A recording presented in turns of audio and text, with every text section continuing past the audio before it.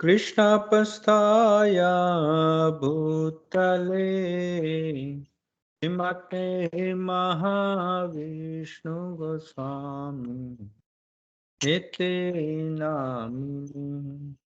नमो विष्णुपदाय कृष्णपस्थाय भूतले श्रीमते भक्ति वेदांत स्वामी नित्य नामिनी। नमस्ते सरस्वती देवे गौरवाणी प्रचारिणे निर्विशेष शून्यवादी पाश्चात्यदेशतारिणी। जय श्री कृष्ण चैतन्य प्रभु नित्यानंदा श्री अद्वैत गदाधर शिवसदि गौर भक्तवृंद।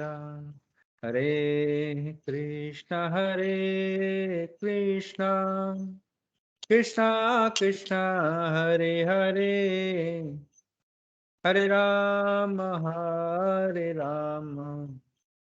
राम राम हरे हरे, हरे कृष्ण कृष्ण कृष्ण हरे हरे, हरे राम राम राम हरे हरे, हरे कृष्णा कृष्णा कृष्णा हरे हरे, हरे राम राम राम हरे हरे, हरे कृष्णा कृष्णा कृष्णा हरे हरे, हरे राम राम राम हरे हरे, हरे कृष्णा कृष्णा कृष्णा हरे हरे, हरे राम राम राम हरे हरे, हरे कृष्णा कृष्णा कृष्णा हरे हरे, हरे राम राम राम हरे हरे। जयो राधा गिरधरि श्री राधे, जयो राधा कुंज बिहारी श्री राधे, जयो राधा नील माधव श्री राधे, जयो राधा दामोदर श्री राधे, जय राधे राधे राधे, जय श्री राधे, जय जगन्नाथ जय बलदेव, जय सुभद्रा, जय प्रहलाद सिंह, जय प्रहलाद सिंह नित्य गौर हरि बोल हरि बोल नित्य गौर हरि बोल, जय जय प्रभुपाद जय जय प्रभुपाद, जय जय गुरुदेव महाविष्णु गोस्वामी गुरुदेव।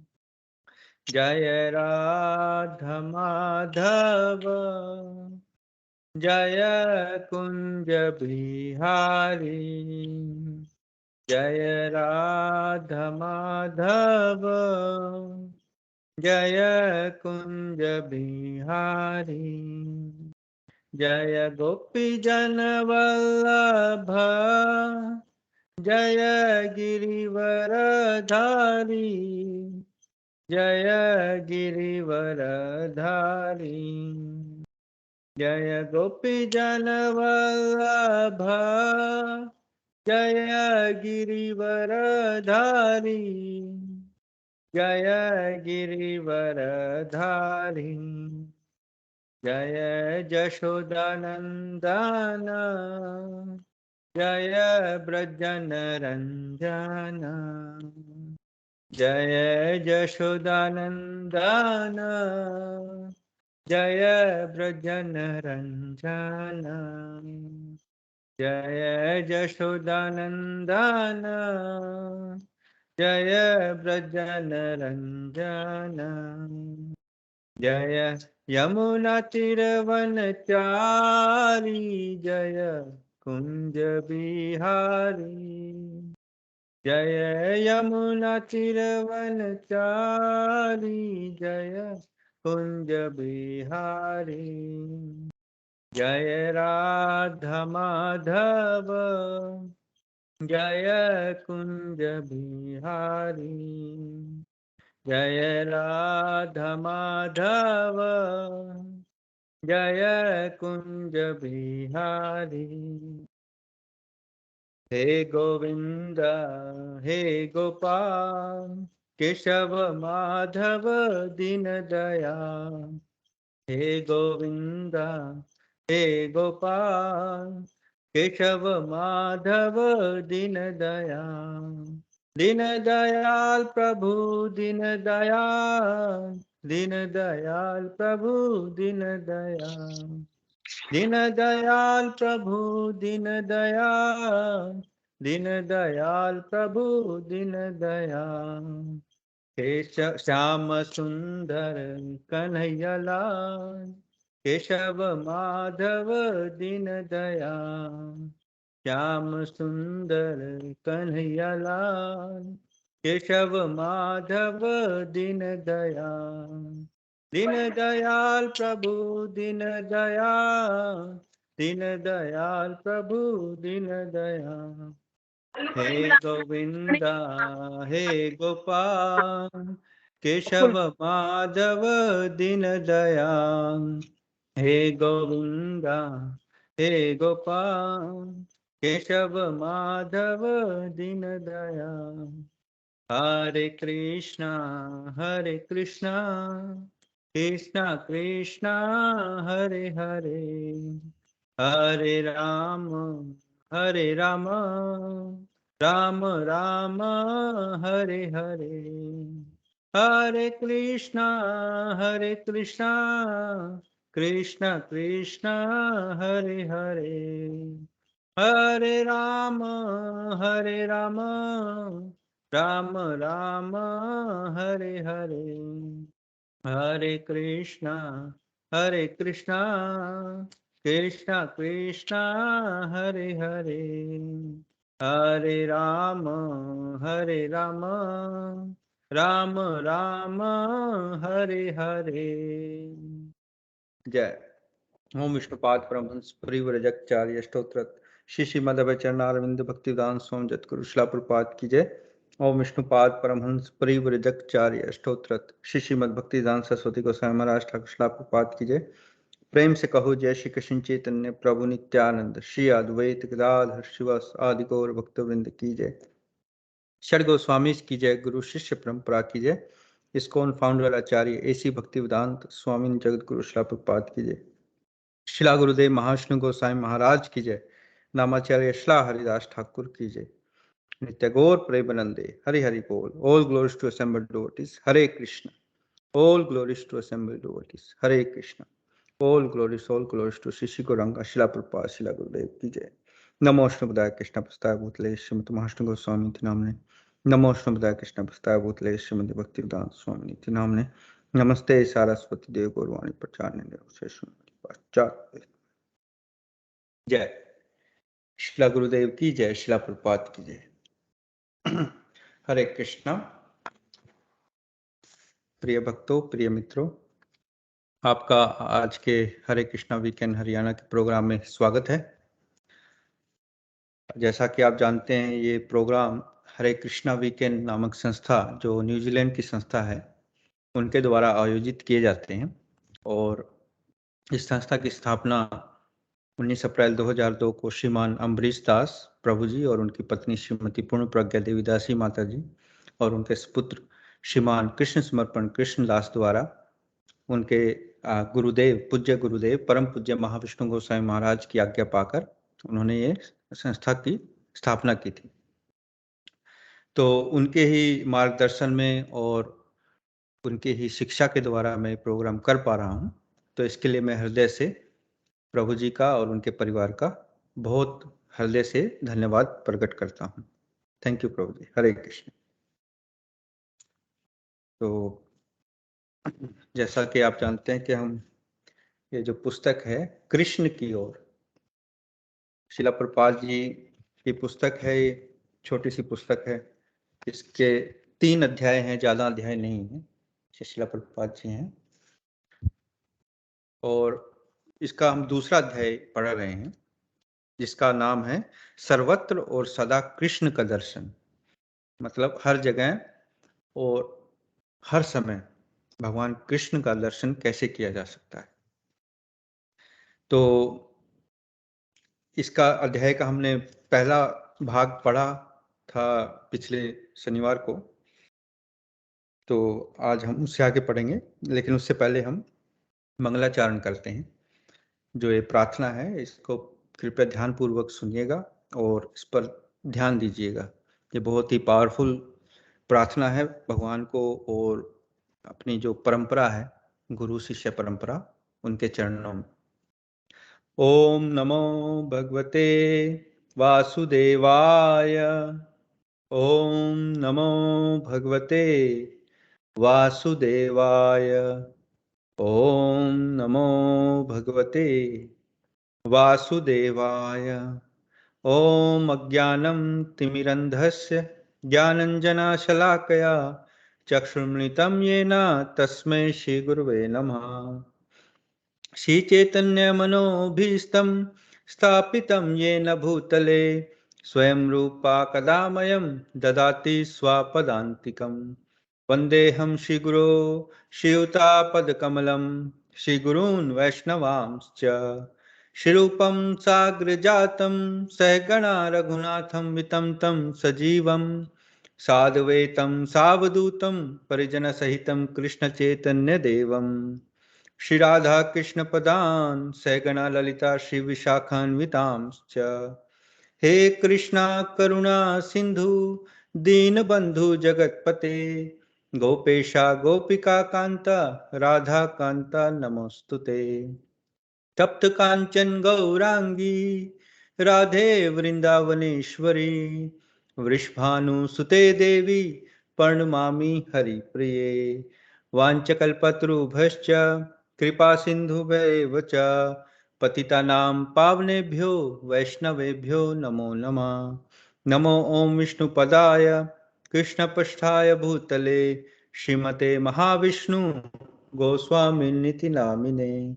नमो ओं विष्णुपदाय कृष्णपृष्ठाय भूतले श्रीमते भक्तिवेदांत स्वामिन्निति नामिने।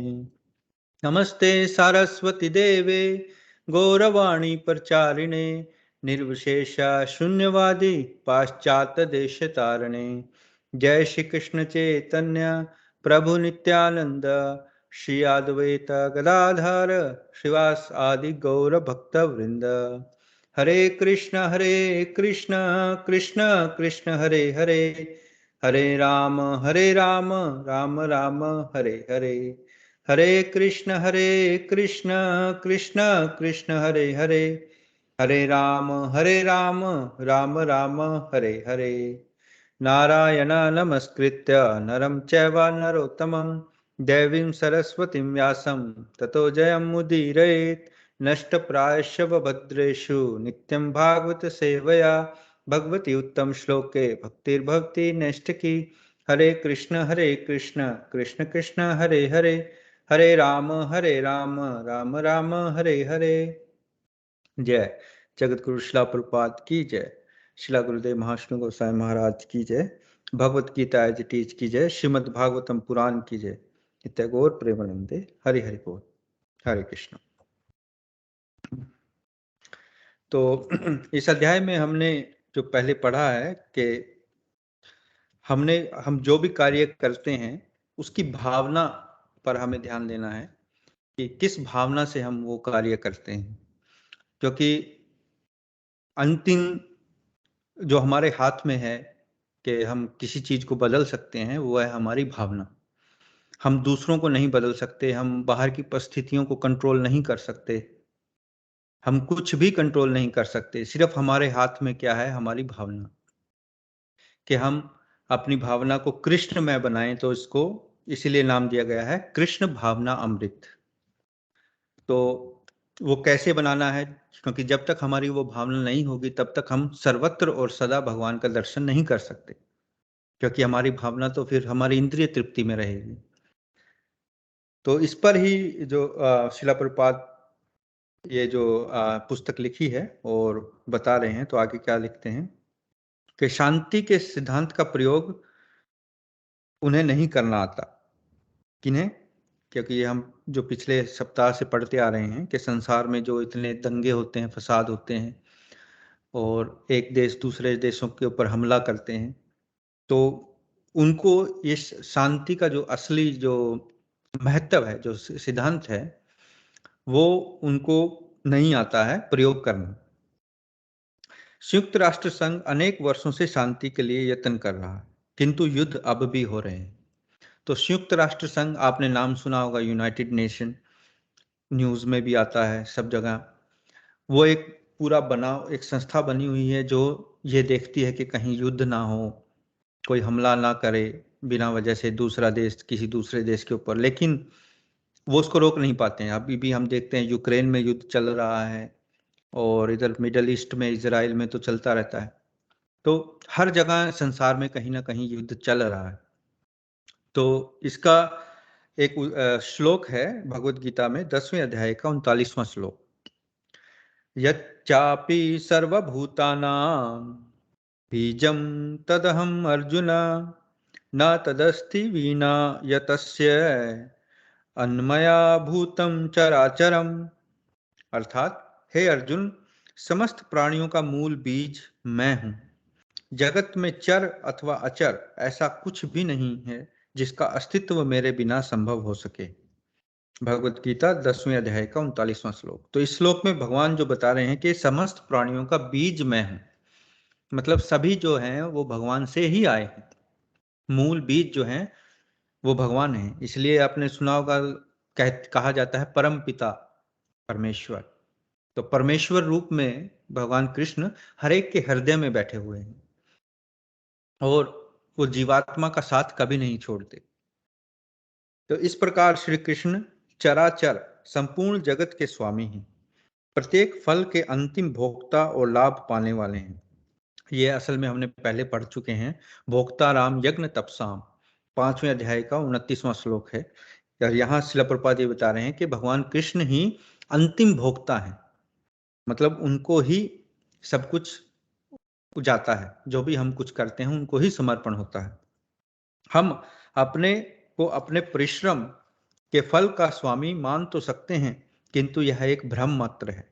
हमें यह समझ लेना चाहिए कि श्री कृष्ण ही हमारे सारे कर्मों के फलों के अंतिम स्वामी हैं। किसी कार्यालय में चाहे सैकड़ों आदमी काम कर रहे हों, पर वे जानते हैं कि व्यापार में जो कुछ भी लाभ होता है वह सब उनके मालिक का है।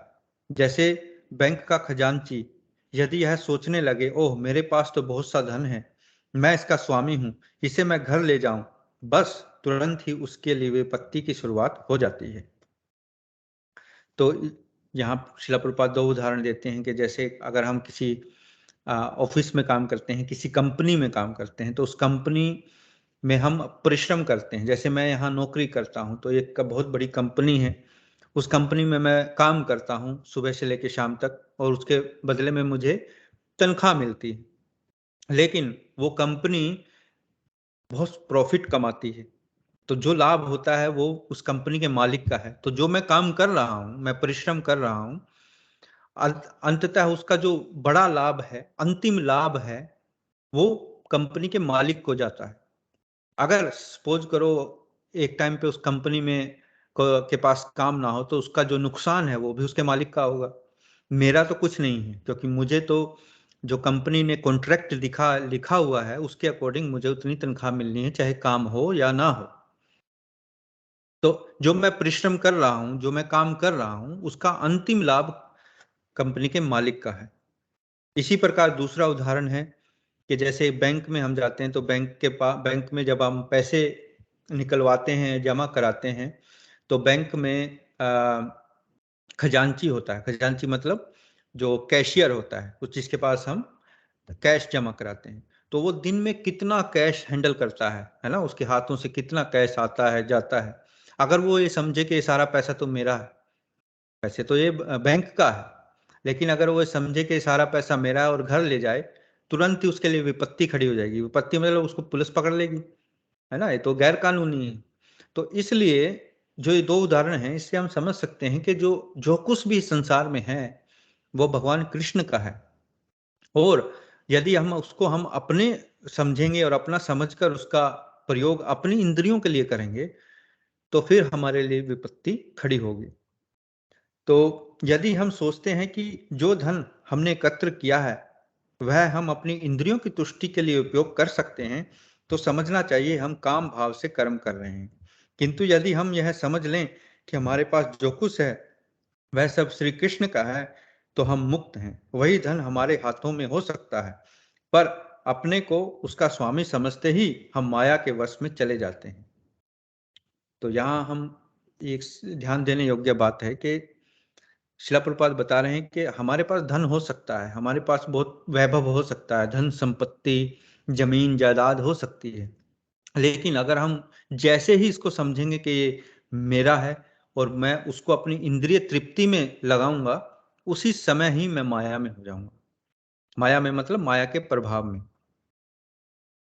और भगवान, अगर उसको हम भगवान की सेवा में लगाएंगे, भगवान को समर्पित करके यूज करेंगे, तो हम भगवान के नियंत्रण में, भगवान की शरणगति में आएंगे।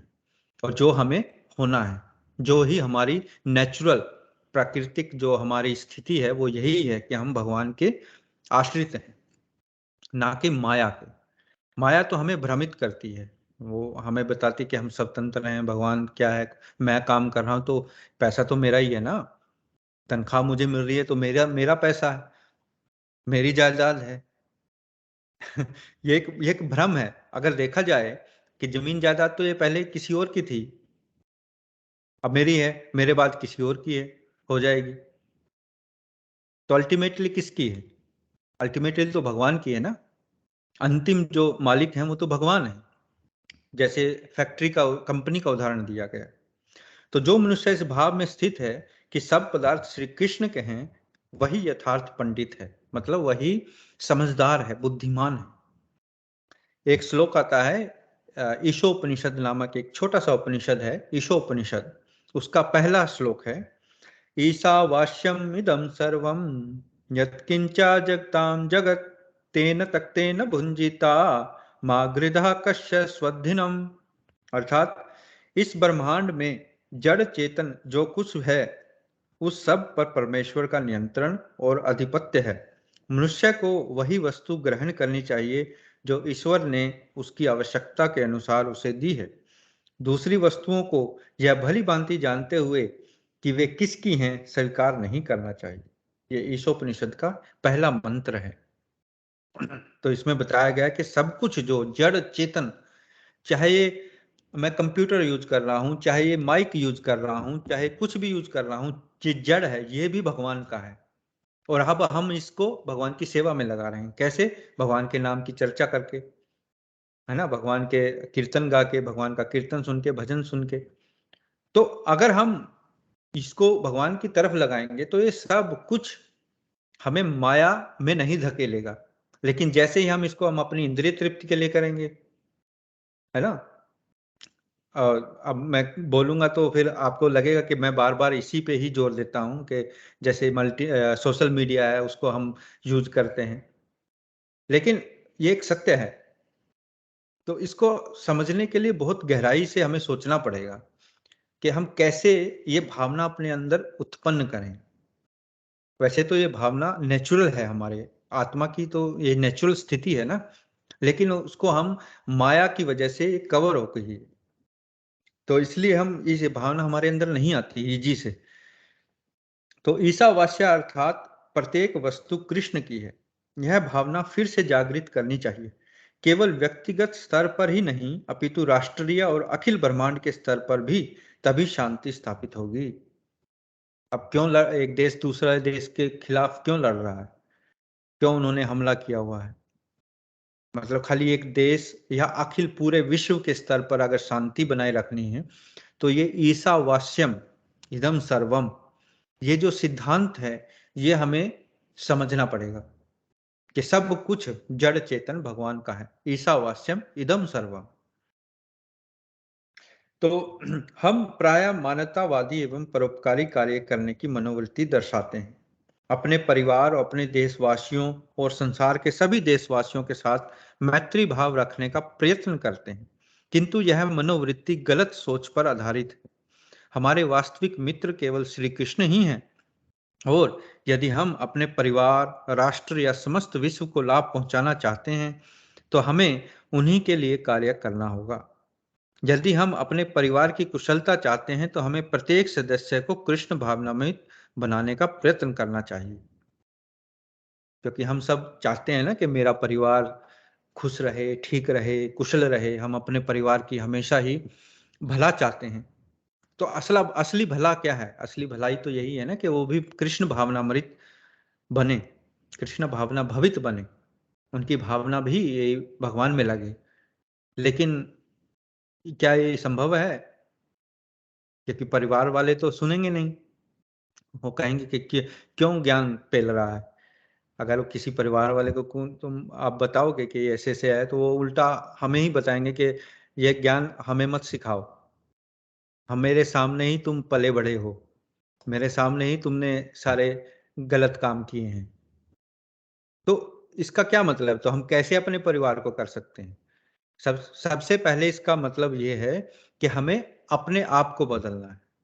सबसे पहले हमें अपने आप को कृष्ण भावना भवित बनाना है ना। एक उदाहरण है, आगे भी आएगा, वैसे मैं अभी उसे उस उदाहरण को दे देता हूँ कि जैसे जब हम प्लेन में जाते हैं, तो प्लेन में जब हम बैठते हैं तो वहाँ जब प्लेन ऊपर उड़ता है तो शुरुआत में जो प्लेन में जो कर्मचारी हैं वो आते हैं, वो बोलते हैं कि ऐसे ऐसे ये रास्ते हैं बाहर जाने के, अगर कोई इमरजेंसी हो जाए तो यहाँ ये है, लाइफ जैकेट आपकी सीट के नीचे रखी है। और तो वो सारा कुछ बताते हैं, और फिर उसमें एक चीज़ बताते हैं कि अगर बिल्कुल ही ऑक्सीजन खत्म हो जाए या कुछ ऐसा हो जाए तो ऊपर से मास्क लटकेंगे। तो सबसे पहले मास्क तुम अपना पहनो और फिर अपने बच्चे को पहनाओ।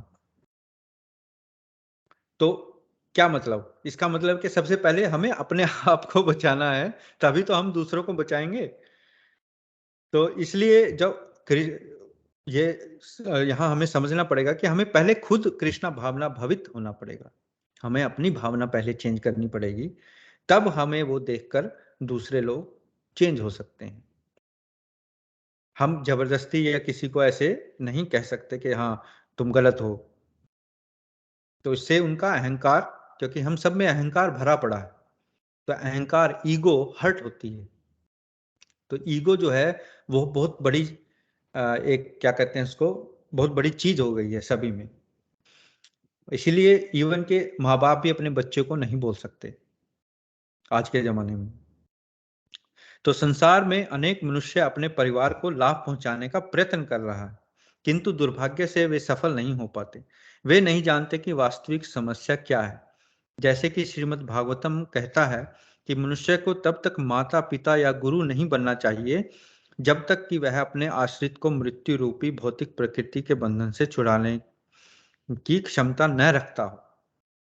पिता को कृष्ण तत्व का ज्ञान होना चाहिए और उसे दृढ़ता से संकल्प करना चाहिए कि जो निष्पाप बालक उसे सौंपे गए हैं वे फिर जन्म मृत्यु के चक्कर में ना पड़ें। उसे दृढ़ निश्चय पूर्वक अपने बच्चों को ऐसी शिक्षा देनी चाहिए कि उन्हें जन्म मृत्यु के दुखदायक चक्र में और नहीं फंसना होगा। तो यहाँ सबसे बड़ा जो घर का मुखिया है उसकी सबसे बड़ी जिम्मेवारी है। इसीलिए कहते हैं ना, जो लीडर लीडर तो हर कोई बनना चाहता है, हर कोई मुखिया बनना चाहता है कि सब मेरी बात माने। लेकिन सबसे बड़ी जिम्मेवारी लीडर की होती है, क्योंकि सारे लोग उसको फॉलो कर रहे होते हैं। अब तो खैर संयुक्त परिवार नहीं रहे, जॉइंट फैमिली नहीं रही इतनी, लेकिन पहले जमाने में जॉइंट फैमिली होती थी तो सारा परिवार, एक जो ग्रैंडफादर था या बड़ा जो भाई था उसके अंडर में सब रहते थे और सब उसकी बात मानते थे। लेकिन आज संयुक्त परिवार नहीं रहे, संयुक्त परिवार टूट चुके हैं सभी। क्यों? क्योंकि हमें हमारी ईगो हर्ट होती है। हम किसी के अंडर में क्यों काम करें? हम तो स्वतंत्र हैं। यही तो माया है। माया हमें इसलिए भरमाती है। और इसकी वजह से हम संयुक्त परिवार में नहीं रह पाते, क्योंकि सभी को अपना अपना हित देखना है, अपना अपना स्वार्थ, अपनी अपनी इंद्रियों की तृप्ति करनी है। तो किंतु ऐसा करने के पहले उसे स्वयं दक्षता प्राप्त करनी होगी।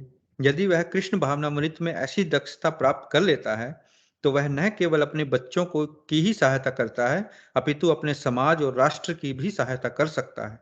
किंतु यदि वह स्वयं अज्ञान में बंधा हुआ है, तो वह दूसरों को कैसे मुक्त कर सकता है? जो इसी तरह से बंधे हुए हैं, मनुष्य दूसरे को मुक्त करा सकें, उसके पूर्व यह आवश्यक है कि वह स्वयं मुक्त हो। जैसे कि मैंने उदाहरण दिया कि जब प्लेन में हम जाते हैं तो मास्क आता है, तो वो बताया जाता है कि पहले तुम अपना मास्क लगाओ, फिर बच्चे का लगाओ।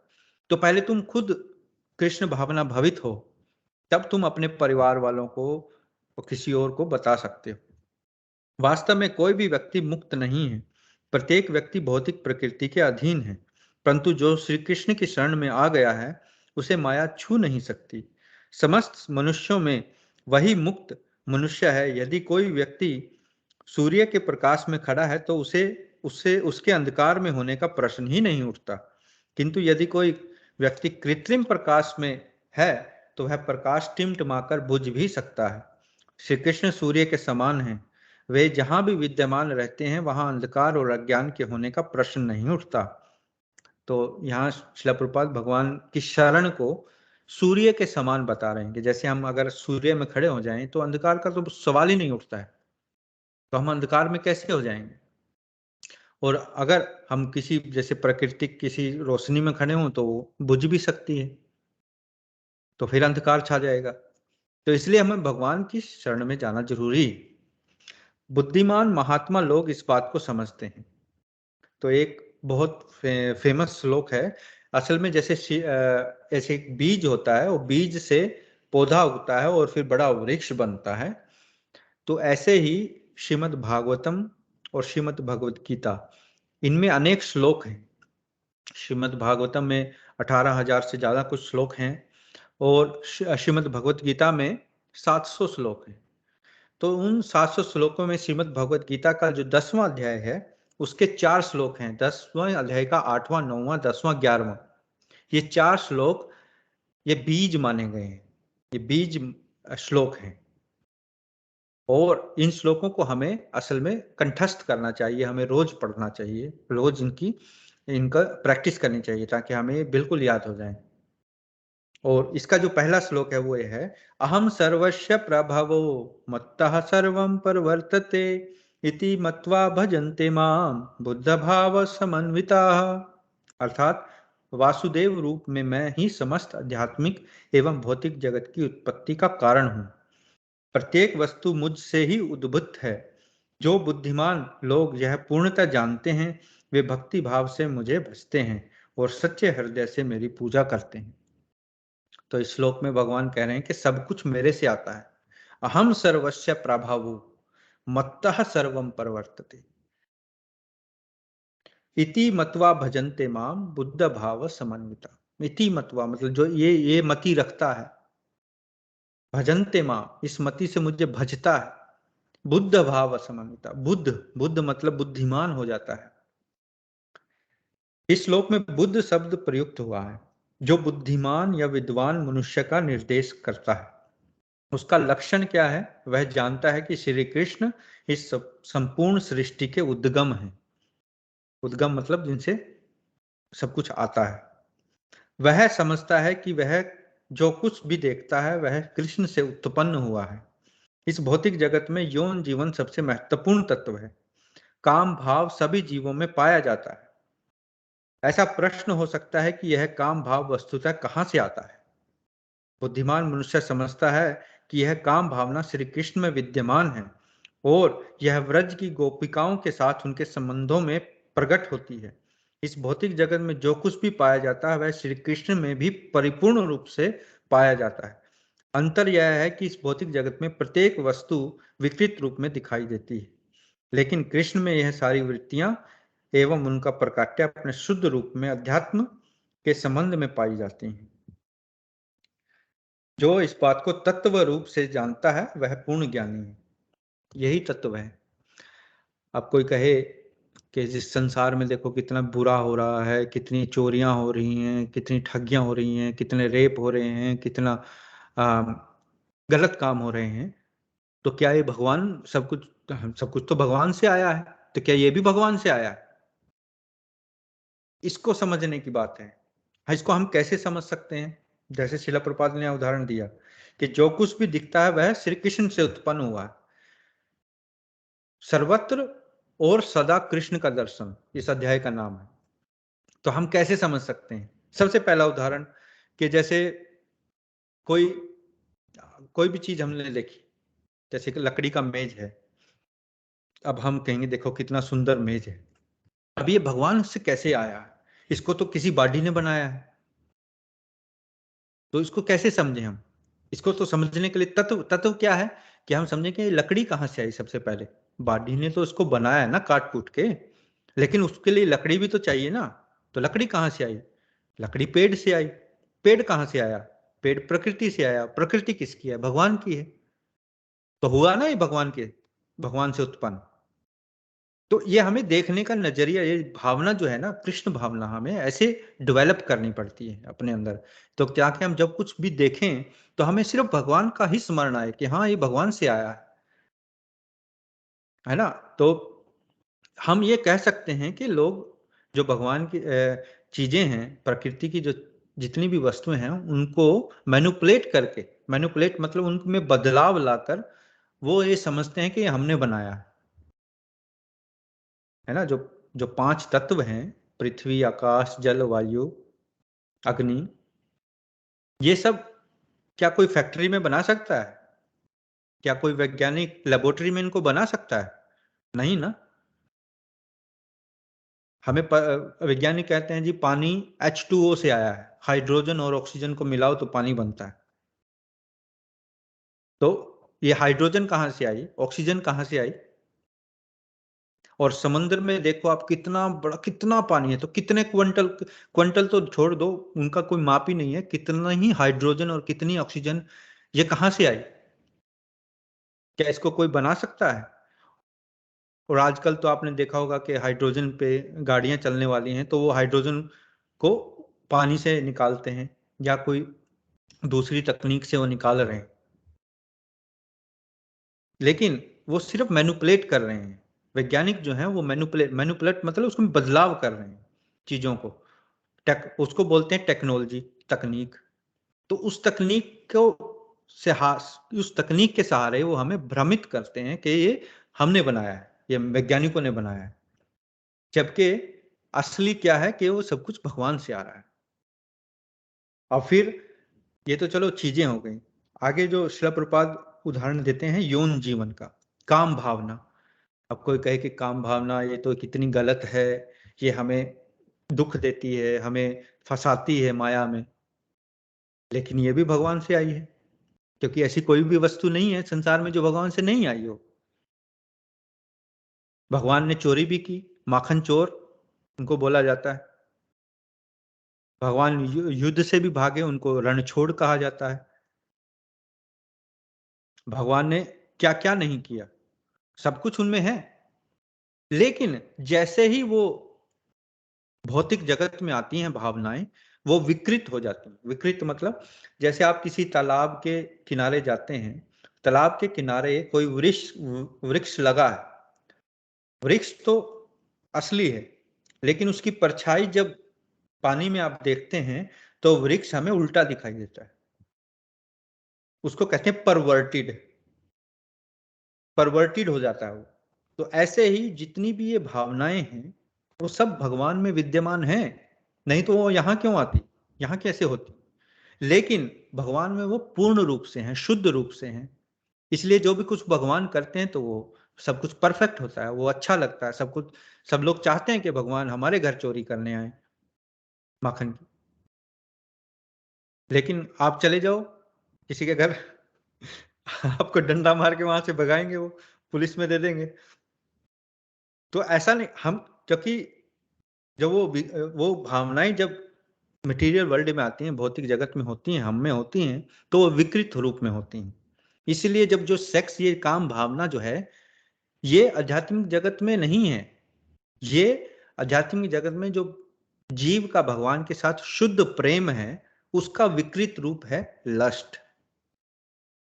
भौतिक जगत में उसका विकृत रूप है लस्ट, काम भावना, अपनी इंद्रियों को तृप्त करना।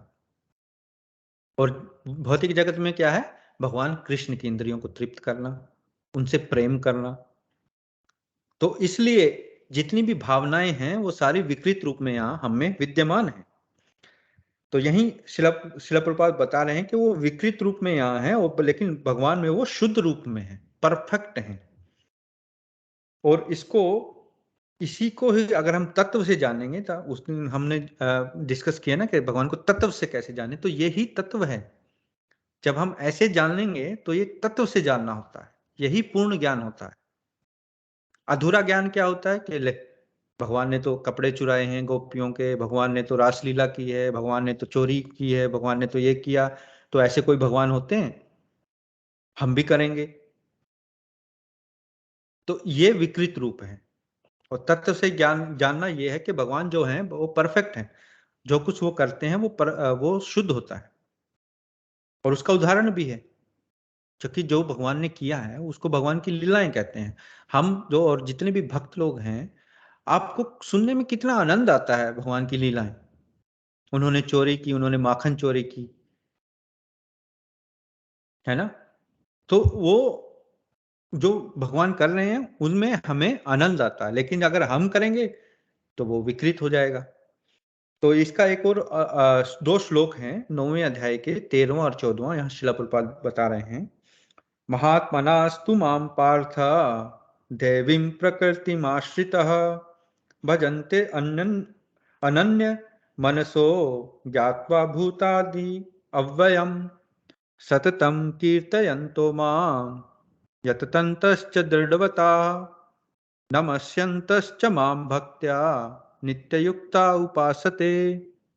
अर्थात हे पार्थ, मोह मुक्त दिव्य प्रकृति के संरक्षण में रहते हैं। वे पूर्णतः भक्ति में निमग्न रहते हैं, क्योंकि वे मुझे आदि और अविनाशी पूर्ण पुरुषोत्तम परमेश्वर के रूप में जानते हैं। ये महात्मा सदा मेरी महिमा का कीर्तन करते हुए, दृढ़ संकल्प के साथ प्रयास करते हुए, मुझे नमस्कार करते हुए भक्तिभाव से निरंतर मेरी पूजा करते हैं। भगवत गीता अध्याय 9 श्लोक 13 और 14। तो इस श्लोक में भगवान उदाहरण दे रहे हैं कि ऐसे जो महात्मा जन है उनको महात्मा कहा जाता है। महान आत्मा यानी महात्मा। महात्मा कौन है? महात्मा वह है जो भगवान की उच्चतर पराशक्ति के अधीन है। इस समय हम श्री कृष्ण की निकृष्ट माया शक्ति के अधीन है। जीवात्मा की स्थिति तटस्था शक्ति है जैसी है। हम अपने को इन दोनों में से किसी शक्ति की ओर स्थानांतरित कर सकते हैं। श्री कृष्ण पूर्णतः स्वतंत्र हैं और उनके अंश होने के कारण हम में भी स्वतंत्रता का यह गुण विद्यमान है। मतलब हम चुन सकते हैं। भगवान की 3 शक्तियां मेन बताई गई हैं: अंतरंगा शक्ति, बाह्य शक्ति और तटस्था शक्ति। अंतरंगा शक्ति होती है आध्यात्मिक शक्ति, स्पिरिचुअलिटी, अध्यात्म जगत जिससे बना है। बाह्य शक्ति है भौतिक, ये जो प्रकृति है, ये जो भौतिक जगत है, ये बाह्य शक्ति है भगवान की। क्योंकि ऐसा तो नहीं है कि भगवान से अलग कुछ हो, है तो सब कुछ भगवान ने ही बनाया होगा। तो 2 चीजें हैं, बाह्य शक्ति और अंतरंगा शक्ति। और तीसरी कौन सी है? तटस्थता। वो कौन है? वो हम हैं, जीवात्माएं। क्योंकि जीवात्माएं चुन सकती हैं, क्योंकि हम भगवान का अंश हैं। तो भगवान बड़े हैं, हम छोटे हैं। भगवान में पूर्ण स्वतंत्रता है, हमें थोड़ी सी स्वतंत्रता है। कौन सी? चुनने की। अब जैसे आप लोग हैं, अभी आप प्रोग्राम में जुड़े हैं, तो आपने चुना है ना कि हमें प्रोग्राम में जाना है। आप ये भी चुन सकते कि नहीं, प्रोग्राम तो चलता रहता है, चलो मुझे कुछ और काम है वो कर लेते हैं। आपका चुनाव है, आपकी स्वतंत्रता है। आपने अपने चुनाव का, स्वतंत्रता का सही उपयोग किया और आप इस प्रोग्राम में बैठे। अगर आप अपने स्वतंत्रता का दुरुपयोग करते, तो आप कहीं कुछ और करते, तो जो इस संसार में आपको बांधेगा।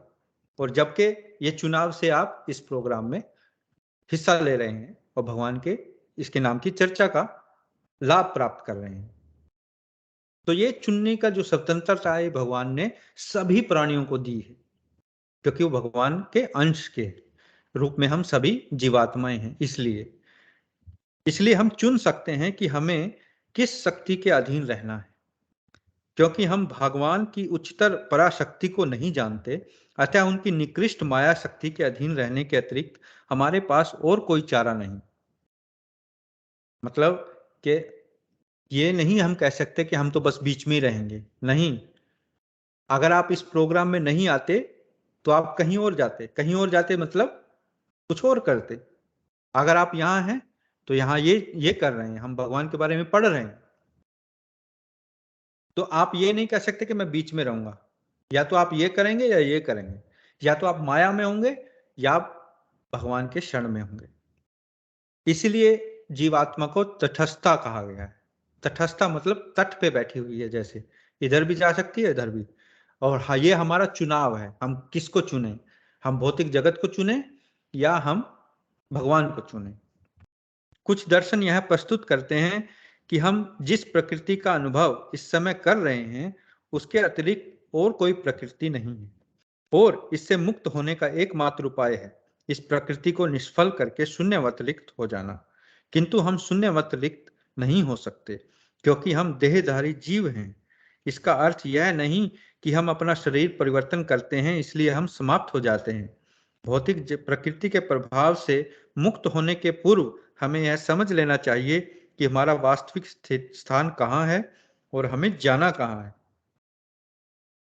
हमें सबसे पहले ये जानना पड़ेगा कि हम कौन हैं। सबसे पहला प्रश्न आध्यात्मिक जो जगत है, आध्यात्मिक शिक्षा है, उसका सबसे पहला प्रश्न क्या होता है कि मैं कौन हूं, कहां से आया हूं, कहां जाना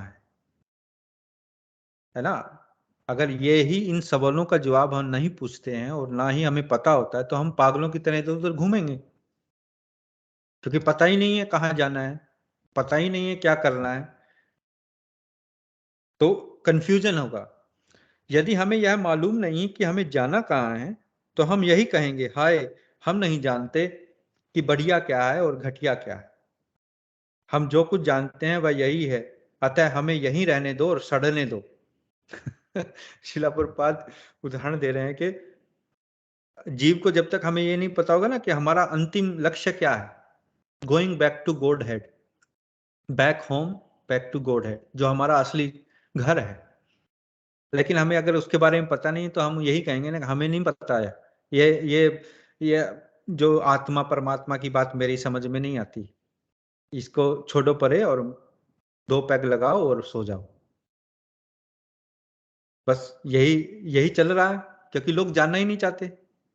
वो यही कहते हैं बस हमें छोड़ दो, यहीं सड़ने दो, क्योंकि वो जानते नहीं कि कहाँ जाना है, असली गंतव्य क्या है, असली हमारा लक्ष्य क्या है, जीवन का पर्पज क्या है, जीवन का असली लक्ष्य क्या है। इस मनुष्य जीवन का असली लक्ष्य क्या है? पैसा कमाना, बच्चे पैदा करना, नौकरी करना, कोई बिजनेस करना, राष्ट्रपति बनना, प्रधानमंत्री बनना, डीसी बनना, कलेक्टर बनना, एसपी बनना, सरकारी नौकरी लेना, विवाह करना, क्या है लक्ष्य? अगर कोई हम मुझे बताए कि इस जीवन का लक्ष्य क्या है, चलिए इस पे ही थोड़ा सी चर्चा कर लेते हैं। चलो पहले किससे पूछें? हरे कृष्णा। डोली, आपसे शुरुआत करते हैं। तो आपको क्या लगता है कि जीवन का लक्ष्य क्या है? ऑस्ट्रेलिया में पीआर लेना या न्यूजीलैंड की सिटीजनशिप लेना या इंडिया में कोई बिजनेस करना, अपने बच्चों के भविष्य को उजागर करना, क्या हमारे जीवन का लक्ष्य क्या है? ये सब तो जो आपने अभी बोला है ये तो मतलब हमारी जिम्मेवारियां हैं। एक मटेरियलिस्टिक पॉइंट ऑफ व्यू से अगर हम देखें कि हम यहाँ आ गए हैं, हमने यहाँ पे पक्का होना है, या ऑस्ट्रेलिया में जाते हैं, हम अच्छी पढ़ाई करनी है, बच्चों को अच्छा पढ़ाना है।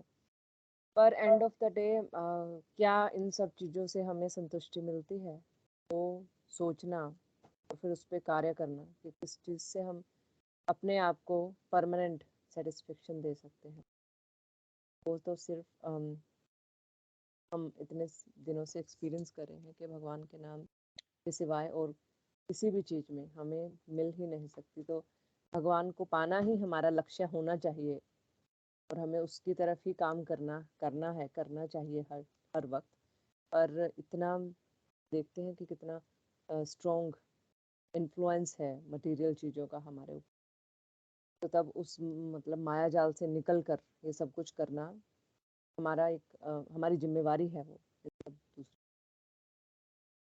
तो हमारा लक्ष्य तो जीवन का यही है कि हम कैसे भगवान की को भगवान की तरफ लगे रहें, और तो हम कुछ नहीं कर सकते हैं। जैसे एक बार लेक्चर में माता जी ने कहा था कि हम अ, ये नहीं कह सकते कि हम वैकुंठ धाम में चले जाएंगे एक बार।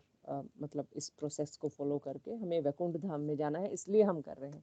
अगर हम आज से शुरू करते हैं तो यही हमारे लिए वैकुंठ धाम बन जाएगा। अगर हम वो दिल से उस प्रोसेस को करते हैं, उस पर डे टू डे।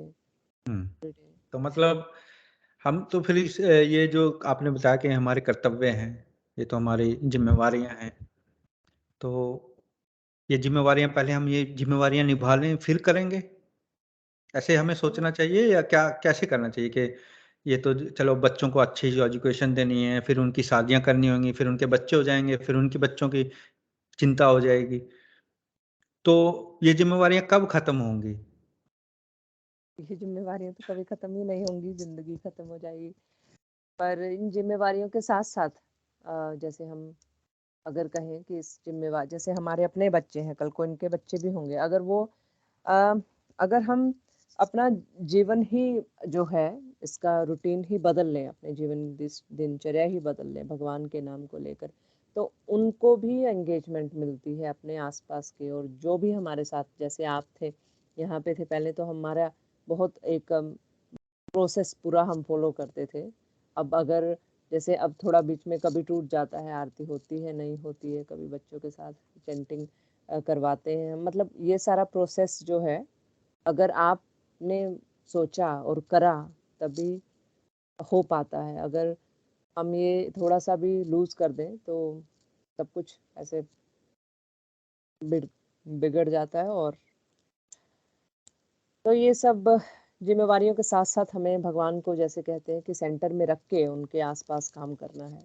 अब जैसे कहते हैं कि बड़ा काम जो है भगवान का है, वो पहले हम उस पर फोकस करें, छोटे छोटे काम अपने आप होते चले जाते हैं। हाँ, तो आपने उदाहरण दिया कि कई बार बिगड़ जाता है, रूटीन खराब हो जाता है, तो वही चर्चा हम यहाँ कर रहे हैं। आगे अगला जो पैरा है शिला प्रभुपाद उसके बारे में बताएंगे, और ये शुरुआत ही इसी चैप्टर की हुई थी कि हमें अपनी भावना बदलनी। क्या हमने अगर चलो हमारा जो रूटीन है वो खराब हो गया, क्या हमने खाना खाना छोड़ दिया, अपना एंटरटेनमेंट छोड़ दिया मोबाइल वाला? नहीं छोड़ा ना। तो भगवान की भक्ति कैसे छोड़ दी? क्योंकि हमारी भावना नहीं है। अगर हमारी भावना है तो वो ऑटोमेटिक, वो नेचुरल आ जाएगा, मतलब उसको हमें फोर्स नहीं करना पड़ेगा। क्योंकि मेरे हाथ में मोबाइल आते ही सबसे पहले टिकटॉक और फेसबुक ये ऐसे खुलता है, क्योंकि वो नेचुरल हो गया है। लेकिन जब हमारी कृष्ण भावना होती है, कृष्ण भावना भवित हम हो जाते हैं, तो हमारी नेचुरली मेरे हाथ में चैंटिंग बीड हो जाएगी बस। क्यों? बस मुझे चैंटिंग करनी है, मुझे भगवान का नाम जप करना है। इसका मतलब हमें टेस्ट नहीं है, अभी रुचि नहीं है ना। जो जो 9 प्रोसेसेस हमने पहले भी चर्चा की है कि 9 स्टेजेस हैं भक्ति की। सबसे पहले है श्रद्धा। हमें अपने अंदर श्रद्धा, हमारे पहले तो श्रद्धा होनी चाहिए ना भगवान के ऊपर, कि भगवान कृष्ण है, कृष्ण भगवान है। तो पहले तो श्रद्धा आएगी, श्रद्धा, फिर साधु संग, फिर हम ऐसे जो भगवान के भक्त हैं उनका संग करेंगे। जैसे अभी हम प्रोग्राम में बैठे हैं, तो जो हम आपस में जो भगवान के भक्त हैं उनका संग करेंगे, ठीक है ना। फिर उनसे हमें पता लगेगा क्या क्या प्रैक्टिस करनी है। फिर साधना, है ना, भजन क्रिया। भजन क्रिया मतलब भजन करना, कोई उसको नाम जप कहते हैं या कोई भजन पे बैठते हैं, तो भजन क्रिया साधना जो होती है, साधना करते हैं, फिर अनर्थ निवृत्ति, फिर हमारे अंदर जो अनर्थ भरे हैं उनका शुद्धिकरण होना स्टार्ट होता है ना। फिर फर्म फेथ, निष्ठा आती है। पहले तो श्रद्धा थी, फिर फेथ था, फिर अब बिल्कुल एकदम ठोस हो जाता है, नहीं बस बिल्कुल मुझे दृढ़ निश्चय हो गया, दृढ़ विश्वास हो गया भगवान के ऊपर, फिर रुचि आती है। अभी अगर हम एक जैसे उदाहरण दिया कि रुचि नहीं है, तो इसका मतलब हम उस स्टेज पर नहीं आए, अभी हमारे अंदर अनर्थ निवृत्ति ही नहीं हुई है, अनर्थ ही अनर्थ भरे पड़े हैं। तो चलो अच्छा है कि आपने इस पे कुछ अपने व्यूज रखे। तो मैं यशपाल जी से भी पूछ लेता हूँ। हरे कृष्णा यशपाल जी।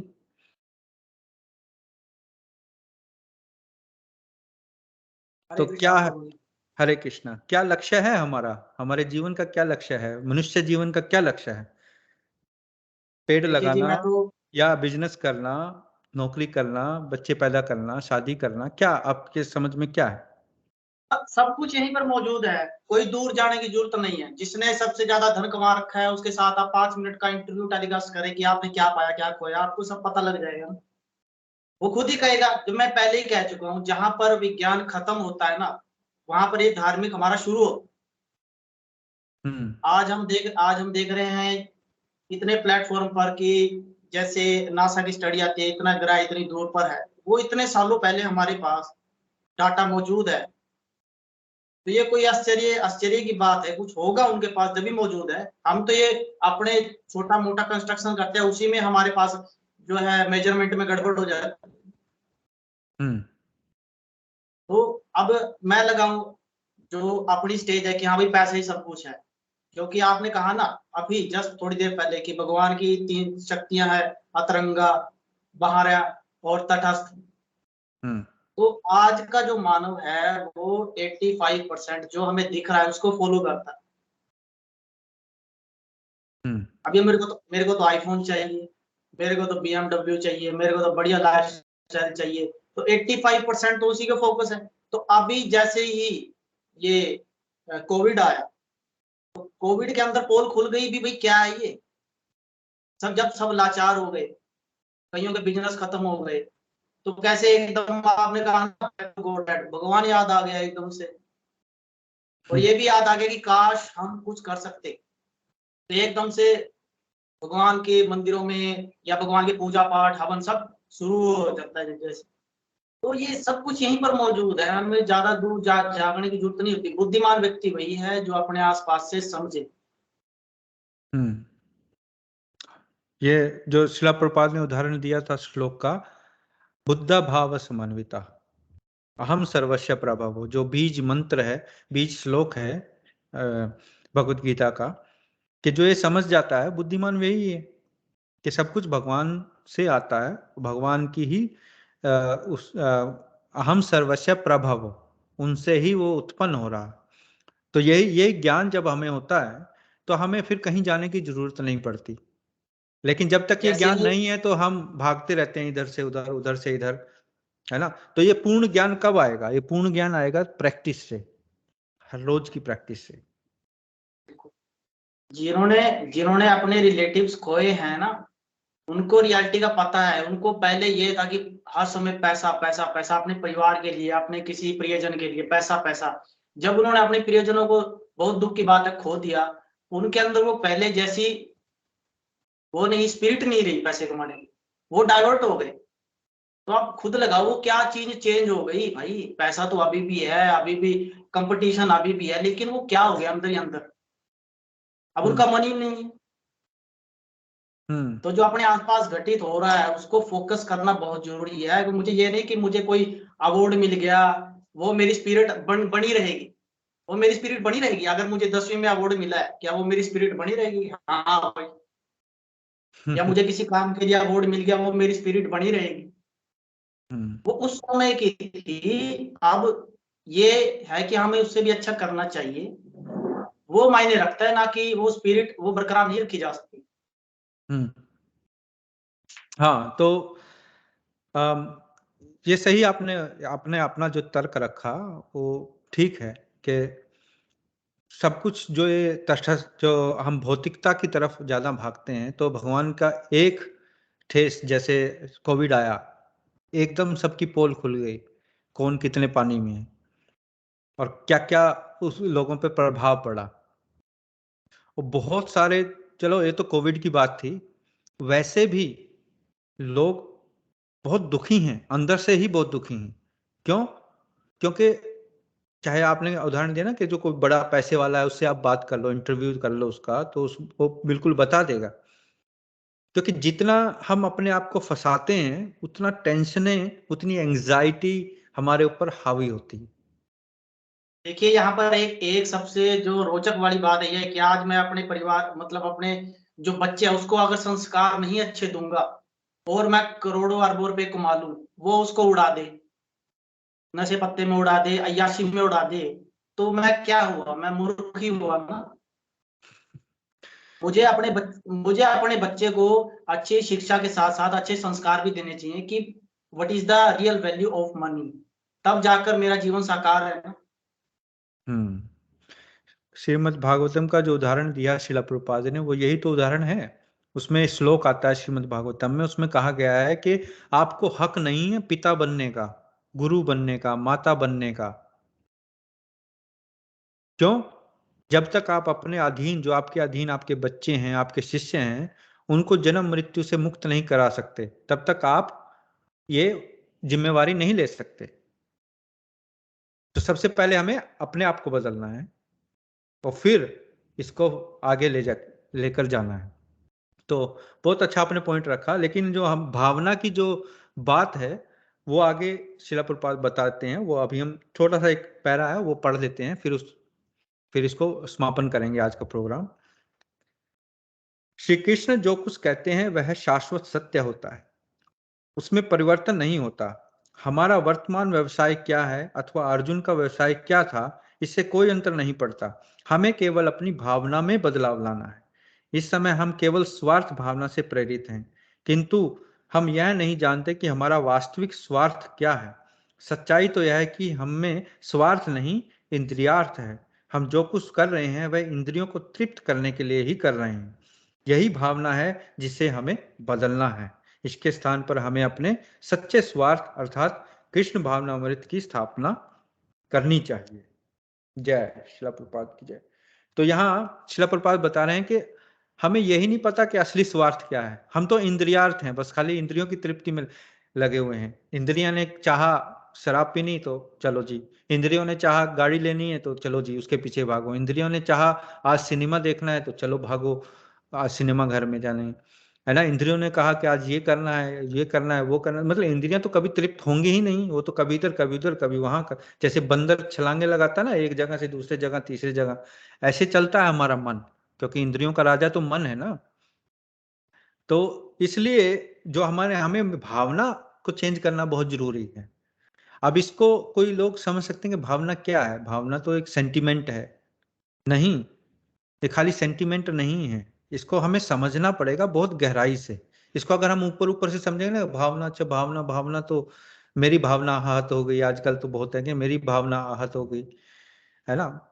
तो ये एक बहुत हल्का शब्द बन गया है भावना। भावना का मतलब खाली सेंटिमेंट्स नहीं होता है। भावना का मतलब वो चीज है कि जो आपकी चेतना से आती है, आपके अंदर से वो चीज आती है ना। सेंटिमेंट्स अंदर से ही आते हैं वैसे, लेकिन असली भावना अगर हम भगवान के प्रति कृष्ण भावना को हम अपने अंदर पैदा करते हैं तो फिर हमारा जीवन को देखने का नजरिया बदल जाता है। जैसे हमने कहा ना, कोविड के बाद लोगों का नजरिया बदल गया। क्यों बदल गया? क्योंकि उन्होंने सच्चाई देखी। क्या है सच्चाई? सच्चाई ये नहीं है कि बस खाली ये आडंबर, सच्चाई नहीं है। सच्चाई ये है कि 2 मिनट में बंदा हो गया और पीछे रह गए, पता ही नहीं अब। तो सच्चाई जब हमें पता लगती है, हमारे चक्षु खुलते हैं ज्ञान के, तब हमें पता लगता है कि ओहो, मैं तो अभी तक वेस्ट कर रहा हूं अपनी जिंदगी, है ना। हमारे साथ सुभाष जी भी जुड़े हुए हैं, तो उनसे भी थोड़ा सा वार्तालाप कर लेते हैं। हरे कृष्णा सुभाष जी। हरे कृष्णा प्रभु जी, प्रणाम। प्रणाम, हरे कृष्णा। तो आपको क्या लगता है कि जीवन का लक्ष्य क्या है और जो हमने चर्चा की अभी उसके बारे में। प्रभु जी, जीवन का लक्ष्य तो भगवान की भक्ति और माता पिता की सेवा ही है, लेकिन अभी इस कलयुग में पूरा चेंजेज हो गया है कि हम उसी भागदौड़ में हैं। जैसे आपने हमारे को पिछली क्लासों में जैसे हर चैप्टर में हमारे को समझाया कि मनुष्य इंद्रियों के भोग के पीछे भागता रहता है, लेकिन इंद्रियों को कभी संतुष्ट नहीं कर सकता। लेकिन इस युग में प्रभु जी यही है, हम एक दूसरे को देख के इंद्रियों के भोग के पीछे में भागते रहते हैं। जैसे यशपाल प्रभु जी ने बताया कि अपनी लाइफ स्टाइल मेंटेन को लेके लोग ये वाला फोन, ये वाली कार, तो अभी एक दूसरे को देख के इसी के पीछे हैं। लेकिन जैसे आपने बताया कि भक्ति के 9 स्टेप हैं, तो कहीं ना कहीं हम, मेरा तो यही मानना है कि हम अच्छी संगत में रहेंगे। जैसे आपने बताया संगत भी इसमें मैटर करता है, तो संगत का ये पूछिए, अगर हम आपकी संगत में है तो ठीक है, हमारे में कुछ आज नहीं कल नहीं 2 साल बाद में अच्छे चेंजेस जाएंगे। तो यह है कि मेरा तो यही मानना है कि जो आपने 9 स्टेप बताए, तो संगत संगत वाला स्टेप आता है, जहाँ पे संगत आता है। तो प्रभु जी, हम आपकी संगत में है तो डेफिनेटली हमारे में अच्छे चेंजेस आएंगे और हम भगवान की ओर बढ़ेंगे जाके। नहीं, बहुत अच्छा आपने, ये पॉइंट तो बहुत जरूरी है संगत का, है ना। जो हमारी कंपनी होती है, जो हमारी संगति होती है, एसोसिएशन उसको बोलते हैं। देखो, एक तो होता है कि जैसे मैं जॉब पे जाता हूँ, मैं लोगों से मिलता हूँ, चिलता हूँ, उनसे बात करता हूँ, वहाँ मैं काम करता हूँ, उसको मैं संगति नहीं कहूँगा। हालांकि मैं लोगों से ट्रांजैक्शन कर रहा हूँ, ट्रांजैक्शन मतलब लेन देन कर रहा हूँ, उन बातों का लेन देन हो रहा है, काम कर, आप भी जॉब करते हैं तो जैसे आप मिलते हैं, करते हैं, लेकिन आप उनकी एसोसिएशन नहीं ले रहे हैं, आप खाली एक ट्रांजैक्शन कर रहे हैं and then you coming home. Association का मतलब होता है जिससे आप प्रभावित हों, जिससे आप उसका जो जो वो बता रहे हैं उनको फॉलो करते हों, दिल से अपने जीवन में उसको उतारते हों, वो एसोसिएशन है, कहलाती है। वो कैसे है, जैसे आजकल की जो पीढ़ी है, नई पीढ़ी है, वो किसकी एसोसिएशन लेती है? बॉलीवुड से। कि बॉलीवुड में ये फिल्म है तो उसने ये कपड़ा पहना था तो मैं भी ऐसे ही जीन्स पहनूंगी, या मैं भी ऐसे ही फैशन करूंगी या करूंगा। मतलब लड़के भी हैं, शाहरुख खान को फॉलो करते हैं, कोई किसी और, मैं ये नहीं कह रहा हूँ कि किसी को नहीं फॉलो करो, लेकिन एक उदाहरण है कि हम एसोसिएशन किससे लेते हैं, that makes our life future. कि हमारा जो भविष्य है वो उस पर आधारित होता है कि हम एसोसिएशन किससे लेते हैं।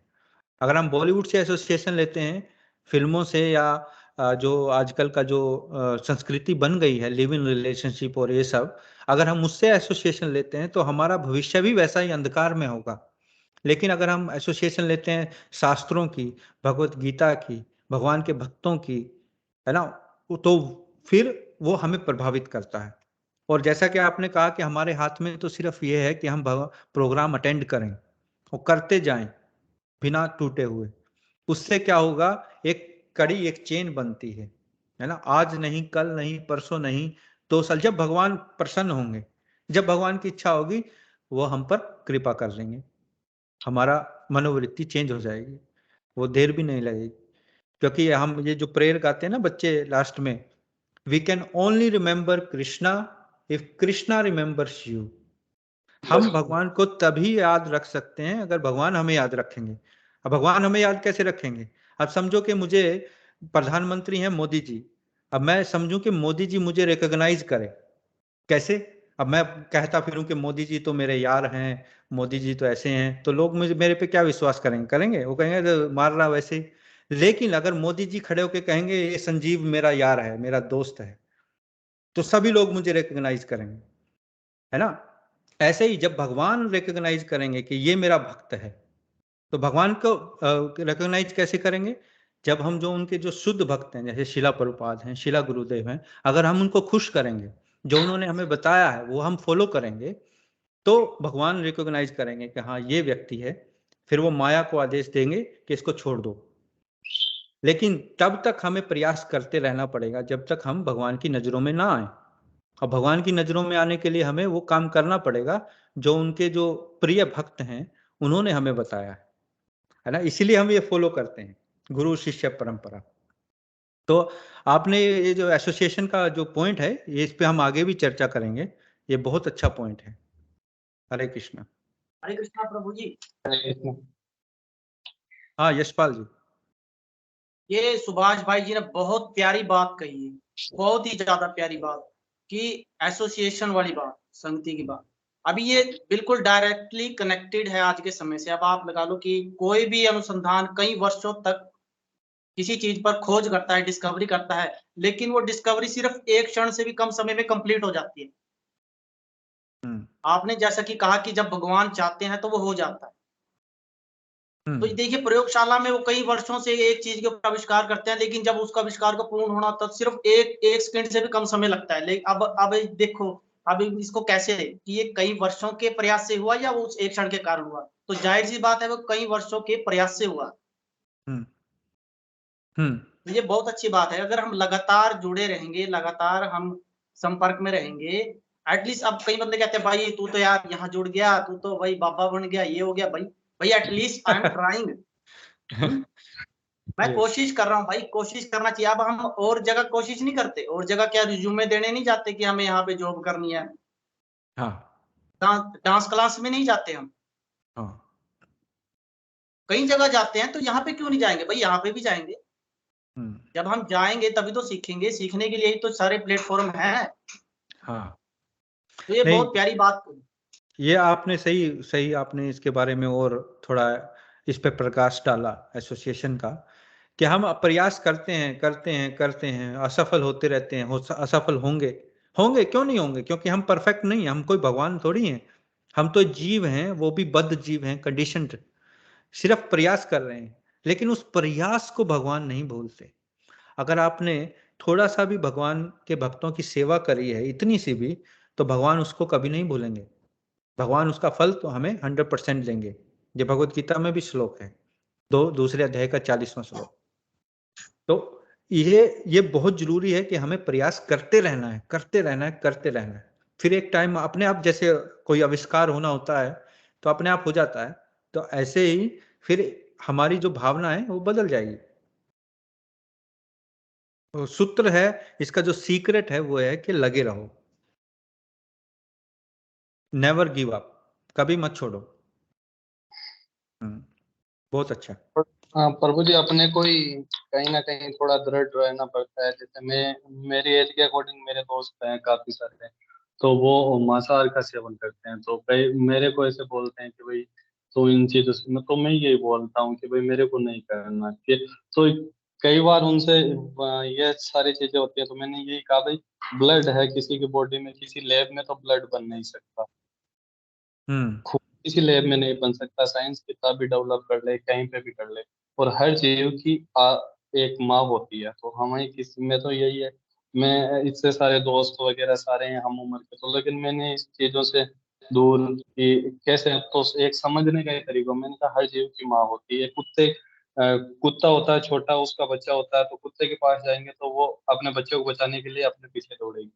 तो हम किसी की जीव हत्या, ये सब चीजें तो अपने खुद दिमाग में ही होनी चाहिए कि भाई ये खून किसी भी लैब में नहीं बन सकते। हम किसी की हत्या करके ये सब अपनी इंद्रियों का भोग करेंगे, ये सारी चीजें तो माइंड में धीरे धीरे संगति से ही आती रहती है, और आपकी बहुत कुछ सीखने को मिलता है। नहीं नहीं, आप बहुत बढ़िया आपने ये उदाहरण दिया मांसाहार का भी, क्योंकि बहुत लोग खाते हैं, बहुत लोग ये करते हैं, और वो चाहते हैं कि आप भी उसी तरह जिएं जैसे वो जी रहे हैं। क्योंकि जब आप कुछ अलग करते हैं तो आपको ताना सुनने को मिलता है, आपको बहुत लोग आपकी टांग खींचेंगे, आपको अलग अलग तरह के नामों से पुकारेंगे। जैसे यशपाल जी ने कहा कि तू तो बाबा बन गया, तू सन्यासी हो गया, तू ये हो गया, तू वो हो गया, है ना। तो लेकिन जब आप दृढ़ निश्चय, जैसे आपने कहा ना, हमारे अंदर अगर हम दृढ़ निश्चय रखेंगे अपना, और एक चीज की एसोसिएशन नहीं छोड़ेंगे, असली जो भक्तों की एसोसिएशन है, तो ये सब धीरे धीरे धीरे धीरे उनके समझ में आ जाएगा कि भाई ये तो पक्का बंदा है, इसको हम नहीं। फिर धीरे धीरे वो आपको ये ऐसे छेड़ना भी बंद कर देंगे, आपको बोलना भी बंद कर देंगे। उनको समझ में आ जाएगा कि you are following very with one firm faith, मतलब बहुत दृढ़ निश्चय से आप उसको फॉलो कर रहे हैं। तो फिर वो आपकी रिस्पेक्ट करना स्टार्ट करेंगे। शुरू में देखो रिस्पेक्ट नहीं आती, कहते हैं ना कि इज्जत कमानी पड़ती है। रिस्पेक्ट आपको शुरू में कोई नहीं करेगा, शुरू में आपको ताने मारेंगे लोग, लेकिन जब आप दृढ़ निश्चय से उस चीज को फॉलो करेंगे एक लंबे समय तक, फिर आप लोग आपको देखकर आपकी इज्जत करेंगे, आपको अप्रिशिएट करेंगे, आपको बोलेंगे कि हाँ देखो भाई वो कितना अच्छे से जीवन व्यतीत कर रहा है भगवान की शरण में, तो फिर उससे प्रभावित होंगे लोग, है ना। हम देते हैं प्रभु जी, आपका एग्जाम्पल देते हैं, जैसे कहीं तो कि आप वेस्टर्न कंट्रीज में हैं, उसके बावजूद भी आज ये है कि वेस्टर्न कंट्रीज में लोग हमारे आस पड़ोस के रहते हैं, लेकिन उनको नहीं पता कि हमारे बच्चे कहाँ रह रहे हैं, हम कहाँ रह रहे हैं, तो एक ही कंट्री में रहते उनके, तो ये सब चीजें हैं। हकीकत है प्रभु जी, मेरे 2-4 पड़ोसी हैं, तो उनको नहीं पता कि मेरे बच्चे कहाँ रह रहे हैं, एक ही कंट्री में होके उनको नहीं पता रहता। तो ये सब चीजें तो सही है। उन देशों में रह के भी ये सब चीजें, आपके जो पेशेंस है उससे हमारे को बहुत कुछ सीखने को मिलता है। मैं कोई ऐसे नहीं पैदा हुआ था जैसे आप मैं देख रहे हैं। यशपाल जी यहाँ बैठे हैं, ये तो मुझे थोड़ा बहुत पहले से जानते हैं, लेकिन मैं भी इस वेस्टर्न वर्ल्ड में आके प्रभावित हो गया था, लेकिन मुझे भगवान की इतनी कृपा मेरे ऊपर हुई कि मुझे भगवान के भक्तों का संग मिल गया, और जब भगवान के भक्तों का संग मिला उससे कायाकल्प हो गई, एकदम 360 डिग्री चेंज हो गया। तो भगवान के भक्तों का संग इतना जरूरी है और इतना प्रभावशाली है कि, और इतने उदाहरण है, खाली मैं अपना गुणगान नहीं करना चाह रहा हूं, लेकिन कितने उदाहरण हैं। कसाई के उदाहरण है, नारद मुनि जी की एसोसिएशन में वो कसाई था मृगरारी, वो देखो वो काटता था जानवरों को, और जानवरों को इस तरीके से काटता था कि ताकि वो अधमरे रहें और वो तड़फें, क्योंकि वो कहता था कि जब जानवर तड़फता है मुझे बहुत आनंद मिलता है, वो बहुत खुश होता था जानवरों को तड़फा के मार के। कसाई तो था ही वो, लेकिन जब नारद मुनि जी उसके पास गए और उन्होंने उनको शिक्षा दी और उनके गुरु बने, तो वो इतना भक्ति में उसकी रुचि बढ़ी, वो भगवान का नाम लेने लगा। फिर वो कई साल बाद जब नारद मुनि जी आए वहां, तो वो देखकर भागता हुआ आया उनकी तरफ, लेकिन रास्ते में वो उछल रहा था। तो नारद मुनि जी ने पूछा कि मैंने देखा कि तुम रास्ते में क्यों उछल रहे थे। कह रहा था जी, उन्होंने कहा गुरुदेव रास्ते में जब मैं आ रहा था तो मैंने नीचे देखा कि जगह जगह पर कीड़ियां थी, और मैं वहां पाँव नहीं रखना चाह रहा था जहां कीड़ियां हैं, मैं उनको बचा बचा के आ रहा था। मतलब वो कसाई जो जानवरों को तड़फाने में इतना आनंद लेता था, वो आज कीड़ी के ऊपर पाँव नहीं रखना चाहता। तो इतना बदलाव आता है भक्तों की संग में रह के, भक्ति में, कि टोटल ऑपोजिट हो जाता है बंदा। और ये तो एक उदाहरण है, ऐसे तो बहुत उदाहरण है हमारे शास्त्रों में। बहुत बढ़िया, हरे कृष्णा। तो हम यहीं आज का जो प्रोग्राम है समापन करते हैं, और ये अध्याय हम आगे चालू रखेंगे अगले हफ्ते। तो अभी बच्चे जो हैं वो प्रेयर गाएंगे और फिर हम समापन करेंगे। Hare Krishna Madhav, turn your mic on, speak loudly. Hare Krishna, are you ready? Okay, 1 2 3 start. Louder. महाराज महाराज We have learned some real good stuff. Maharaj, we have learned one thing. Maharaj, we have learned one thing. And today for you we will sing. And today for you we will sing. If our room is clean, If our room is clean, then our mind is clean. then our mind is clean. If our mind is clean, If our mind is clean, we can do anything. we can do anything. If our room is dirty, If our room is dirty, then so are we. then so are we. And if we are dirty, If we are dirty, we're not happy. we are not happy. Wasting time Wasting time is the greatest crime. is the greatest crime. Because wasted time Because wasted time means a wasted mind. means the wasted mind. So best is your time So best use your time when you're in your prime. when you're in your prime. And your whole life And your whole life will be sublime. will be sublime. If your wealth is gone, If your wealth is gone, then there's nothing wrong. then there is nothing But wrong. if your health is gone, If your health is gone, that's a different song. that's a different song. If your character dies, If your character dies, then the world will cry. then the world will cry. Only saintly behavior, Only saintly behavior, that humanity thrives. that's humanity thrives. Hare Krishna, Hare Krishna, Krishna Krishna, Hare Hare, Hare Rama, Hare Rama, Rama Rama, Hare Hare.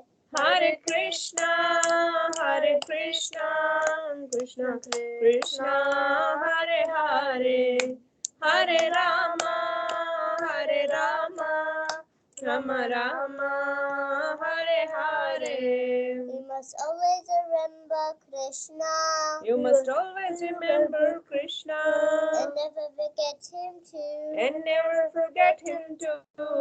But how we to practice this is so many things to do. But how are we to practice this with so many things to do? That is the greatest question. That is the greatest question. And here's the greatest clue.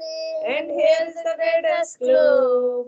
We must always We must learn to work so nicely that Krishna remembers you. We must learn to work so nicely that Krishna remembers you. So listen very closely. So listen very closely And make your thinking sharp. and make your thinking sharp. Let's learn how we can live and work so Krishna won't depart. Let's learn how we can live and work so Krishna won't depart. If something she's tomorrow, If something's due tomorrow, finish it today. finish it today. Whatever's used today, Whatever's due today, do it now, don't delay. do it now, don't My delay. friends might be lazy Your friends might be or lazy doing bad things. or doing bad things. But you think again, But do you think again? don't follow them, Don't follow them, and you'll win the end. and you will win the end. Whatever work we're given, Whatever work we are we given, do our very best. we do our very best.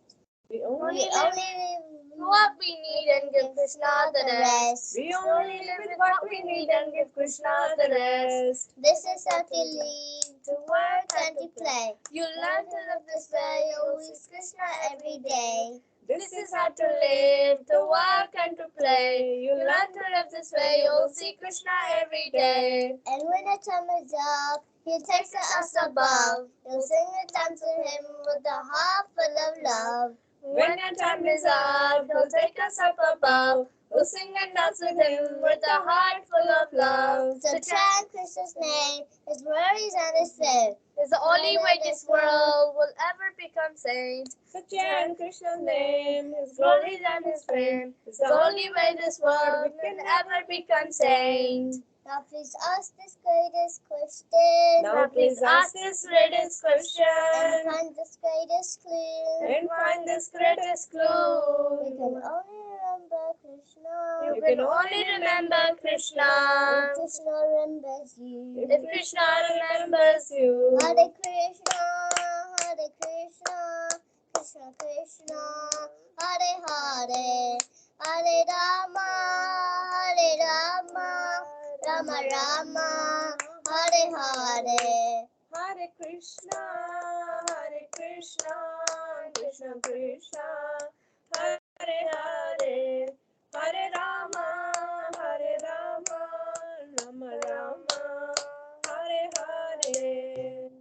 जय। His holiness Mahavishnu Goswami महाराज की जय। जगत गुरु श्रीला प्रभुपाद की जय। नित्य गौर प्रेमानंदे हरि हरि बोल। नमो शुभदाय कृष्ण प्रस्ताव भूतले श्रीमद माष्टु गोस्वामी नामने।